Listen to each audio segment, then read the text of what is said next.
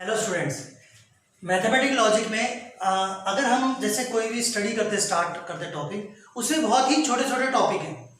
Mainly क्या है, जैसे हमने स्टार्टिंग में कोई भी सेंटेंस को स्टेटमेंट में आइडेंटिफाई करने के बाद उसको रिप्रेजेंट किया है ना, फिर उसका ट्रुथ वैल्यू या ट्रुथ टेबल हमने देखा।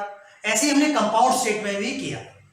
बट उसके बाद उसके बहुत छोटे छोटे टॉपिक आते हैं कि उसका नेगेशन, उसका ड्वेल, या फिर उसका लॉजिकल इक्विवेलेंस या कॉन्ट्रडिक्शन, कोई भी ऐसे करके बहुत सारे टॉपिक आते हैं। तो मैं अभी आज ट्राई करता हूं कि एक ही जैसे सिंबॉलिक फॉर्म कंपाउंड स्टेटमेंट का मैंने नहीं कवर किया है, तो टॉपिक तो मैंने ये लिखा है, लेकिन उसमें थोड़ा और भी टॉपिक मैं ऐड करता रहूंगा इधर।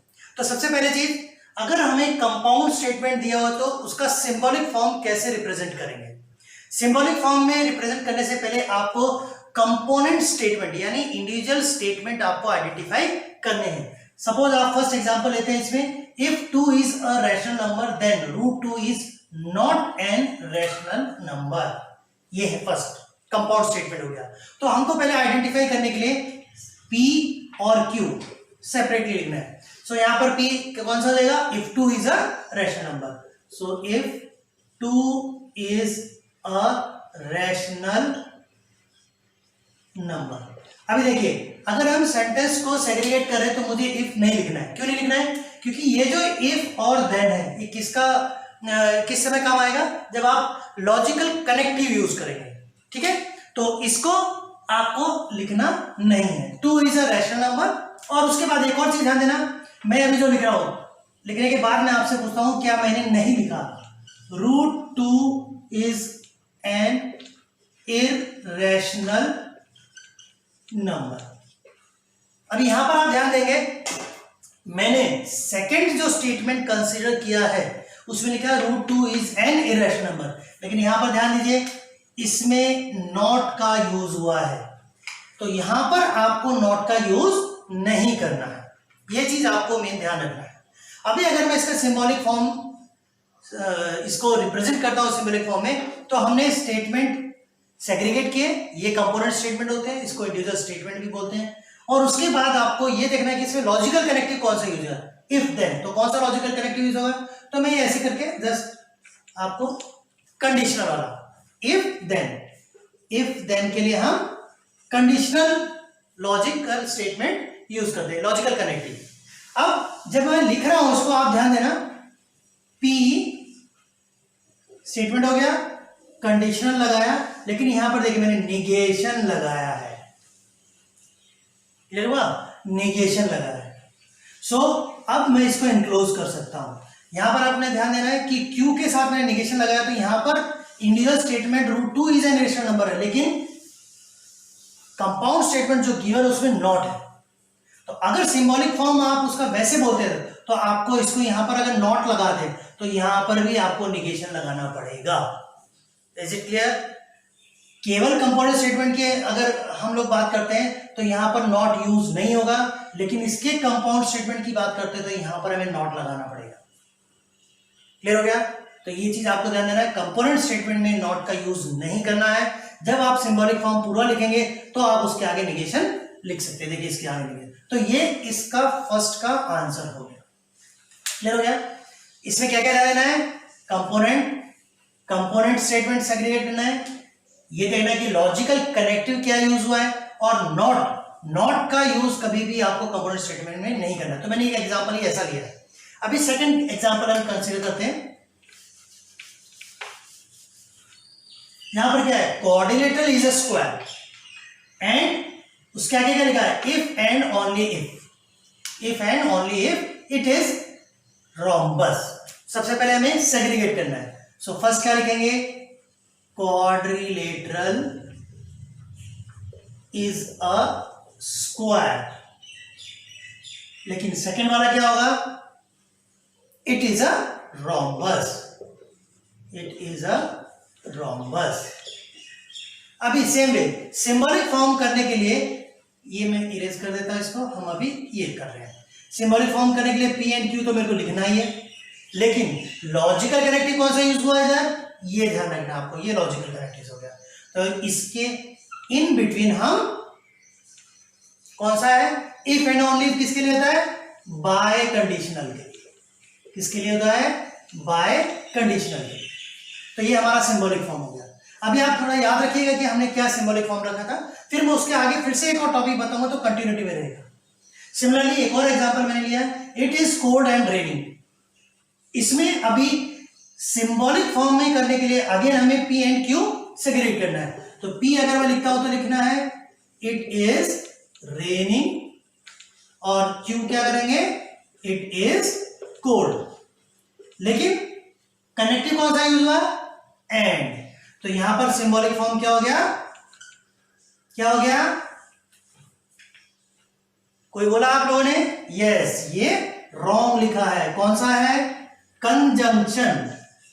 क्या है? कंजंक्शन। तो यहां पर ये तो मैं जैसे को बता रहा हूं कि लॉजिकल कनेक्टिव कौन सा यूज है? कंजंक्शन। लेकिन ये कंपाउंड स्टेटमेंट का सिंबॉलिक फॉर्म हो गया। अभी जिसके जिसके भी मैंने आपको सिंबॉलिक फॉर्म लिखवाए थे मैं वापस लिखता हूं और उसका फिर निगेशन करते हैं। क्लियर हो गया? उसका फिर निगेशन करते हैं। तो इरेज करता हूं मैं। यहां पर जैसे आपको याद होगा इसका फर्स्ट का क्या था हमारा? पी कंडीशनल निगेशन क्यू था। इसका अभी हम निगेशन करेंगे। अभी अच्छा, पहले मैं लिखूंगा नहीं। अगर उसने बोला है कि find out the negation of the given compound statement, find out the negation of given compound statement, तो पहले आपको सिंबॉलिक फॉर्म करना है। और मैंने बताया था कि सिंबॉलिक फॉर्म बनाने के बाद निगेशन को एज अ प्रीफिक्स लिखते हैं। तो मैं एज अ प्रीफिक्स लिखूंगा। तो ये इसका हमें निगेशन करना है। क्लियर हो गया? अब बारी आती है जब हम इसका निगेशन करेंगे तो इसको निगेशन करने के लिए हम स्टार्ट करेंगे लॉजिकल इक्विवेलेंस से। नाउ अभी अगर याद होगा negation of P conditional negation Q, तो पहले मैं केवल इसका निगेशन आपको बता देता हूं। इसका निगेशन था logical equivalence P conjunction negation Q था। इसी को अगर आप यहां अप्लाई करते हैं तो क्या देखेंगे? ये पी एज इट इज रहेगा, यहां पर कंजंक्शन आ जाएगा और फिर डबल निगेशन लगेगा। इधर क्या लगेगा? Double negation. क्यों लगेगा? क्योंकि हमारा फॉर्मूला तो ये है, अगर कोई भी कंडीशनल स्टेटमेंट का हम निगेशन करते हैं तो फॉर्मूला हमारा ये रहता है। इसको एज अ फॉर्मूला कंसीडर कीजिए। लेकिन यहां पर आप देखेंगे ये जो निगेशन क्यू है ये इसका निगेशन क्यू है, लेकिन हमारा ऑलरेडी निगेशन क्यू है इधर, तो हमारा डबल निगेशन आ जाएगा और फाइनल आंसर हमारा क्या होगा? पी कंजंक्शन क्यू हो जाएगा। तो इसका निगेशन ये होगा। अब ध्यान रखिए हमारा आंसर कंप्लीट नहीं हुआ है। अगर उसने पूछा है find the write the negation of this following, so आपको स्टार्ट करना है p and q component statement से, फिर उसका सिंबॉलिक फॉर्म करना है, फिर ये आपका फॉर्मूला हो गया। इसका निगेशन लिखने के लिए स्टेटमेंट में आपको क्या करना है? इसको देख के लिखना। क्या है?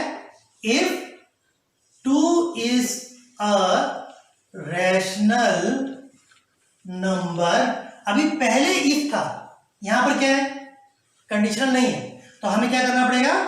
2 is a rational number and √2 is N irrational number. ये हमारा इसका क्या हो गया? निगेशन हो गया। ये ध्यान रखिएगा। अभी यहां पर कहीं पर भी इफ देन यूज नहीं हुआ है, इसीलिए कभी भी किसी भी कंपाउंड स्टेटमेंट का अगर हमें निगेशन करना है तो पहले आपको उसको सिंबॉलिक फॉर्म बनाना है। सिंबॉलिक फॉर्म ये हो जाता है, उससे निगेशन के लिए उसके पहले निगेशन लगाना है, फिर उसको लॉजिकल इक्विवेलेंस लिख के ये आपको फॉर्मूला निकालना है। क्योंकि हमें निगेशन ऑफ कंडीशनल स्टेटमेंट मैंने जो फॉर्मूला लिखा था वो था। फाइनल मेरा आंसर ये है, इसके अकॉर्डिंग आपको अभी ये लिखना है। तो 2 is a rational number and √2 is N irrational number. तो ये आपका फाइनल आंसर सिंबॉलिक फॉर्म का निगेशन का है, लेकिन इस स्टेटमेंट का निगेशन अगर आपको लिखना है तो ये आंसर। क्लियर हो गया? ओके। अभी हम सेकंड एग्जांपल लेते हैं। इसका भी मैं आंसर यहां लिख लेता हूं कि इसका निगेशन क्या आया था? पी कंजंक्शन क्यू था। अभी मैं इसको इरेज करके सेकंड वाला स्टार्ट करता हूं। इसका भी अगर हम निगेशन लिखते हैं, इसको मैं लिख लिया पी कंजंक्शन क्यू था। क्या? निगेशन। करेक्ट? अब इसका लिखते तो इसका हमारा सिंबॉलिक फॉर्म क्या था? बाय कंडीशनल था। क्या था? बाय कंडीशनल था। तो अगर मैं ये लिखता हूं पी बाय कंडीशनल क्यू, इसका निगेशन जो होता है, अगर जैसे ये लास्ट क्लास में मैंने बहुत छोटी सी क्लास ली थी जिसमें केवल मैंने निगेशन लिखा था, तो वो फार्मूला मैंने जब मैं सीरियसली इसलिए आपको कंसर्न करना है कि वो जब तक याद नहीं होगा तो आप आगे लिख नहीं सकते।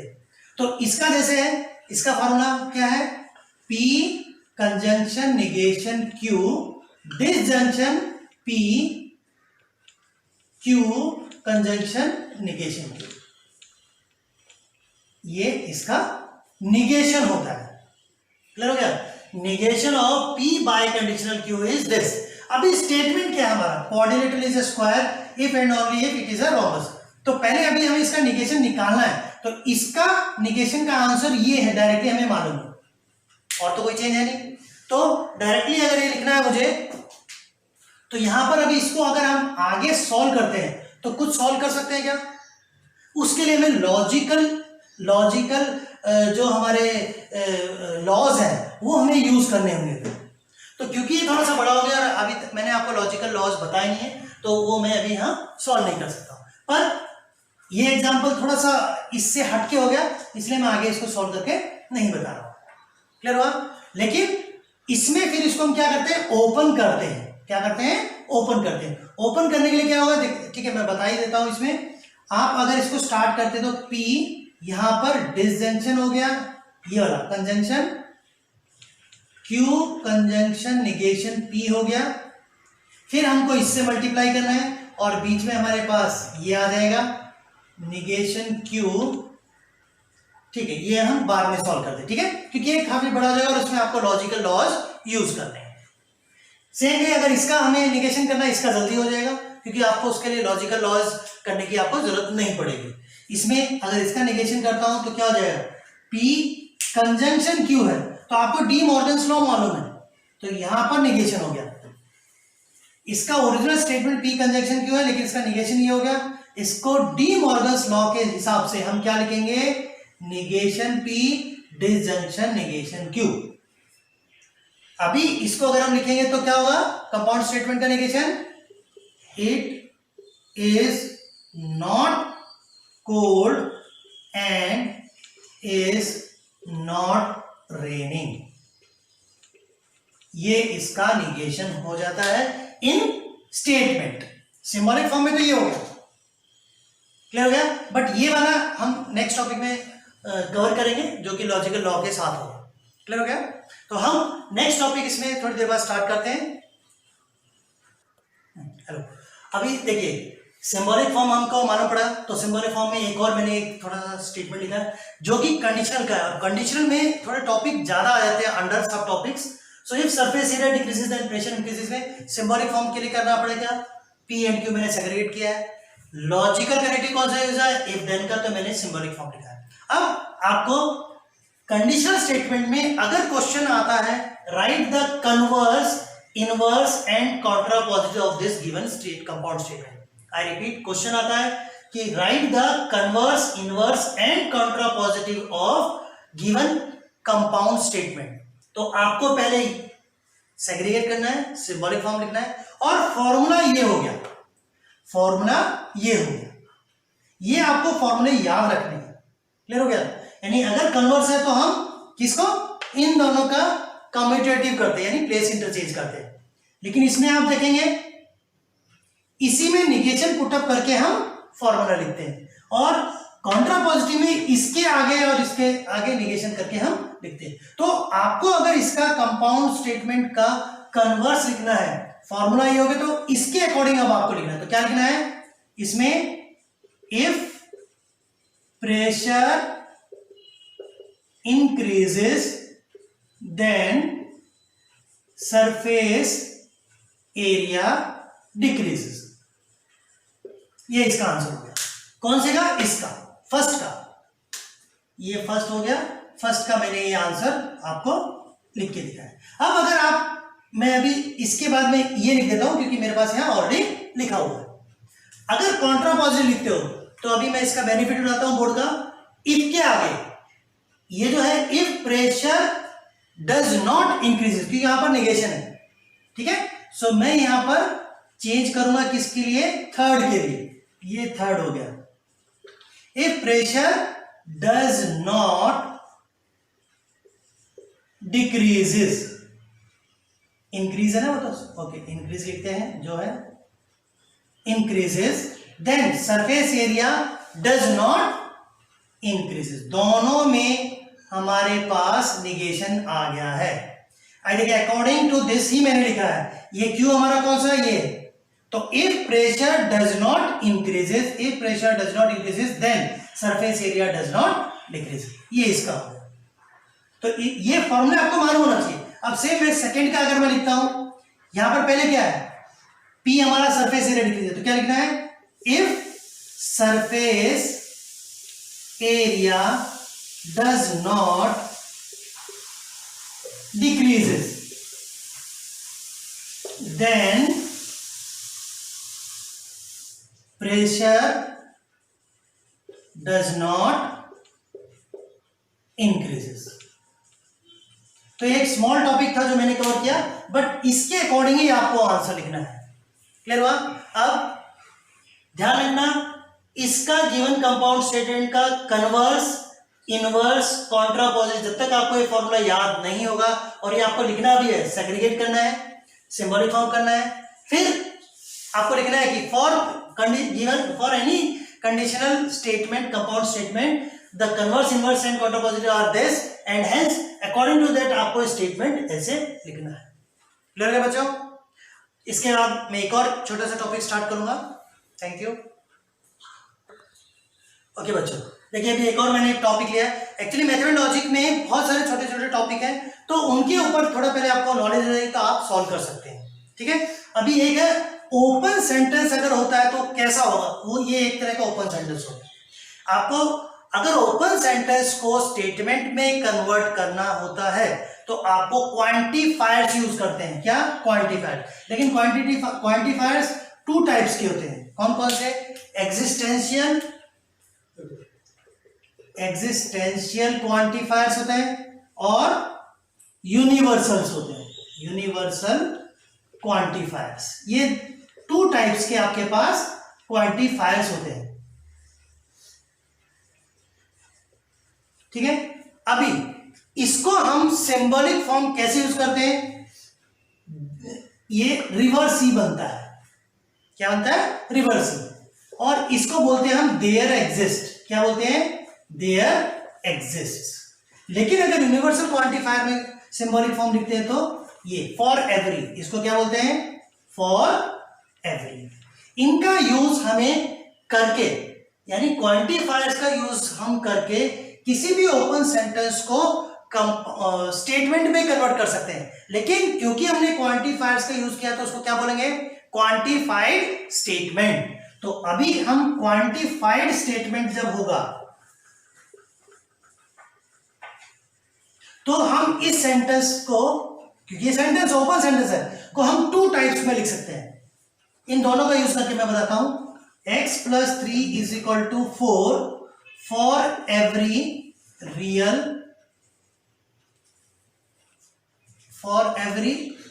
number। Okay, for every real number. Okay, अभी दूसरा क्या लिख सकता हूं? ये फर्स्ट हो गया और ये second. x + 3 = 4 there exists x which belongs to real number. ऐसे अभी देखो, मैंने यहां पर जो ये दोनों लिखा है ये क्वांटिफाइड स्टेटमेंट हो गए, क्योंकि मैंने क्या लिखा है, हाँ इसमें एक और मेरे को ऐड करना पड़ा। जैसे इसमें there exist x belongs to real number, whereas यहाँ पर फॉर एवरी x, अच्छा ये बस ही लिखना था, for every x belongs to real number, ऐसे करते हैं। सो ये टू टाइप्स में मैंने इसको लिखा, लेकिन इन दोनों टाइप में लिखने के बाद इनका ट्रुथ वैल्यू चेंज हो जाता है। सपोज अगर मैं इसके लिए देखता हूं x + 3 = 4 for every x belongs to real number, is it true और फॉल्स? इट इज फॉल्स, क्योंकि यहां पर केवल मैं एक ही ऐसा रियल नंबर होगा जो कि कौन सा होगा? कौन सा होगा? 1। ठीक है, सो और वो क्या होगा? For x = 1 only this statement will be true. Okay, this statement will be true. लेकिन यहां पर सभी रियल नंबर के लिए लिख रखा है, तो इसका ट्रूथ वैल्यू क्या हो जाएगा? फॉल्स हो जाएगा। क्लियर? इसका ट्रूथ वैल्यू क्या हो जाएगा? फॉल्स। सो यहां पर आप फॉल्स, लेकिन अगर आप यहां देखेंगे क्या लिखा है, x plus 3 is equal to 4, there exist x belongs to real number, there exist. So it mean जो भी हमारा रियल नंबर का सेट है उसमें कोई भी एक तो है, मिनिमम एक है जो यहां पर इसको जस्टिफाई करता है, वो क्या है 1। सो ये वैल्यू ट्रुथ वैल्यू इसकी हो जाएगी ट्रू। अब ये ध्यान रखना, क्वांटिफाइड स्टेटमेंट जब हम बनाते हैं उसके लिए क्वांटिफायर्स का यूज करते हैं, और क्वांटिफायर्स का यूज करके किसी भी ओपन सेंटेंस का हम ट्रुथ वैल्यू एडजस्ट कर सकते हैं। क्लियर हुआ? तो अभी हम इसके बाद एक और छोटा सा टॉपिक लेंगे, आगे मैं आपको बताता हूं। Thank you.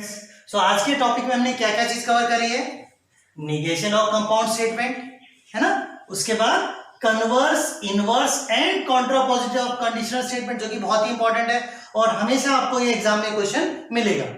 और लास्ट में हमने क्वांटिफाइड स्टेटमेंट के बारे में पढ़ा, जिसमें कि हमने क्वांटिफायर्स का यूज करके एक ओपन सेंटेंस को चेंज किया किसमें, स्टेटमेंट। सो इसके बाद भी कुछ और छोटे टॉपिक्स हैं जो कि मैं नेक्स्ट लेक्चर में कवर करूंगा। So thank you for watching this video, please support us by subscribing our channel. Thank you.